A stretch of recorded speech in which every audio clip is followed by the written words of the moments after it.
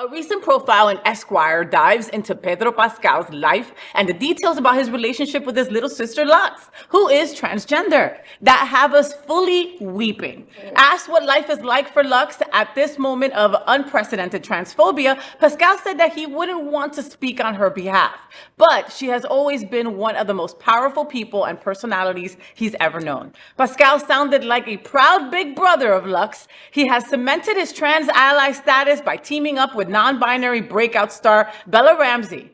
Pedro Pascal loves his sister.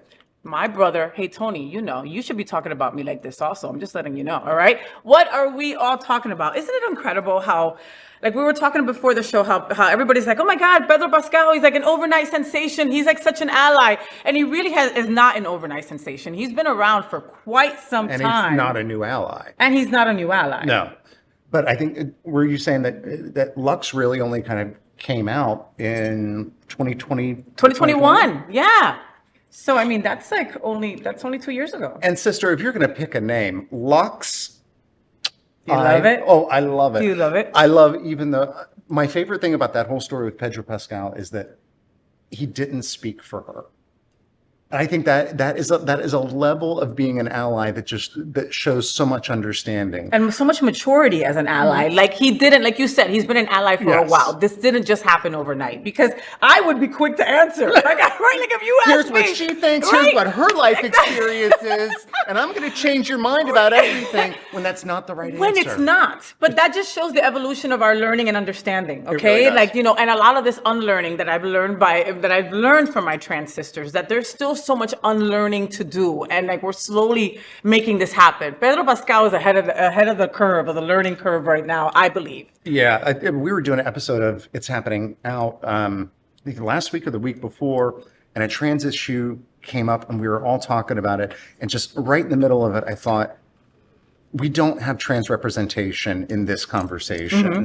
So are we helping right now or not? And I think that's something that we need to help our allies understand is, support us emotionally, but try not to speak for us at the same time. It's so important. And we have to, especially family. Oh my goodness. And we make mistakes, we clean it up. We try not to do it again, And so that's a perfect point.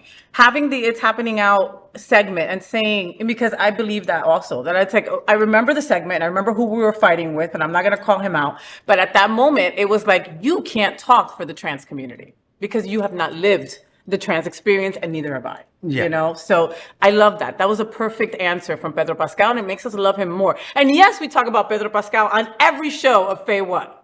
And what? I love him. He just gets finer with all of and these he's refined so cute, opinions, right? Like and I don't want to sleep allyship. with him. I just want to lick his chest. I know, that's weird. That's it? You're a lesbian. Yeah, I don't want to sleep with him. Gross. So, did you enjoy the show? I know you did. So make sure to click subscribe so you won't miss any of the events, news, or interviews right here on the Faye What Show. Ring the bell at the bottom of the screen, right there, so you'll be alerted every time we're live. You can also click on the Happening Out Television Network logo so you can see all of the shows on the most diverse LGBTQ+ media network.